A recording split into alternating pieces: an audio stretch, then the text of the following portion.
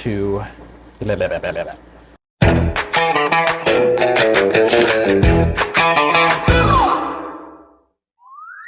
What's up, you guys? My name is Michael Trader. Welcome to my channel, Tired Tater, and today I've got another exciting bottle review for you guys. Today it's going to be a rye.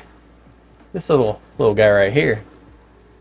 This is a camera that cannot focus, so thank you, iPhone.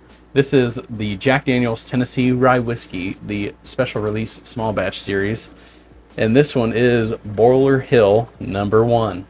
This one is 146.1 proof. That's pretty spicy. This one is approximately 8.5 years old, if I can do my math right. $64.99, 375 milliliter bottle. Hopefully it's worth it. There was only 5,088 bottles of these made, which is crazy. So if they would have put this in a full-size bottle, it would have only been 2,500. But a lot of people online were going crazy about them, so let's see how these are and see if they're worth your money on secondary. Usually they're not, but we'll see. Alrighty, let's pour this one out. So first thing I've noticed about this bottle and the whiskey inside of it is dark as shit. Like, that's incredible. This just looks like pure just rye concentrate. Straight from the barrel, straight from the staves. So let's see how it is on the nose. Wow. That is like explosive. It is incredibly like pungent. It's full of spices. It's got like this heavy caramel sweetness to it. It's also kind of like fresh, but not like peppermint or spearmint.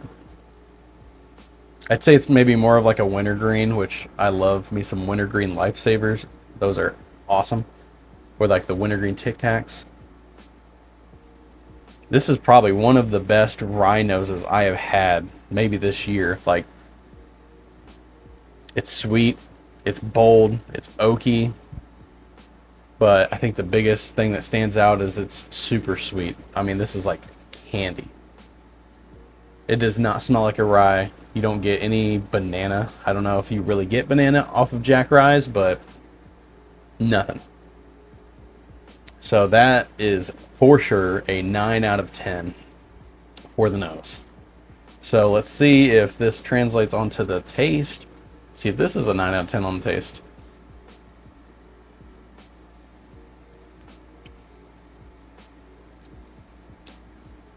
Okay.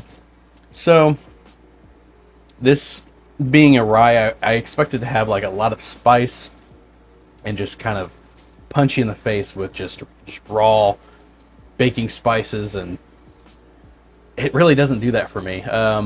You can definitely taste the proof.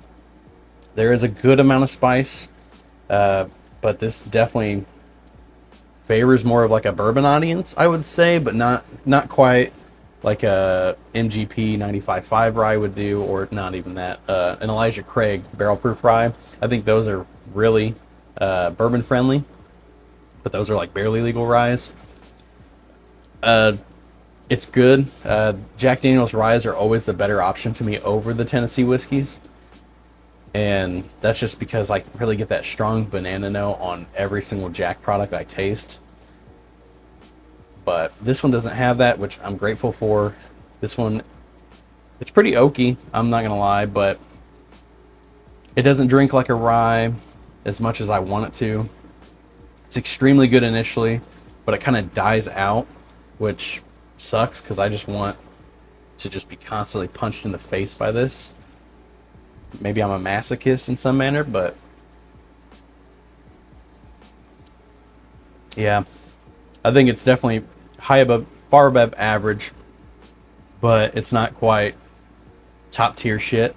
I'd give this a 7 out of 10 for the taste. So in the finish, after you get past the big proof punch on the initial taste, the finish kind of dies out. Like I said, it's probably medium in length. I do kind of get like a slight astringent banana flavor at the end of it, but nothing that I hate. I mean, I think this is solid. The rye characteristics to me start to show in the finish, which is a redeeming factor in it, but to me it still needs more for me to want to pay however much it is on secondary, hundreds of dollars, when it's a 375. There's no way in this world I would pay that much. You could get my cheap ass to maybe buy it for $150 on secondary, which I know is not even going to be a possibility. So I'd give this finish a 7 out of 10.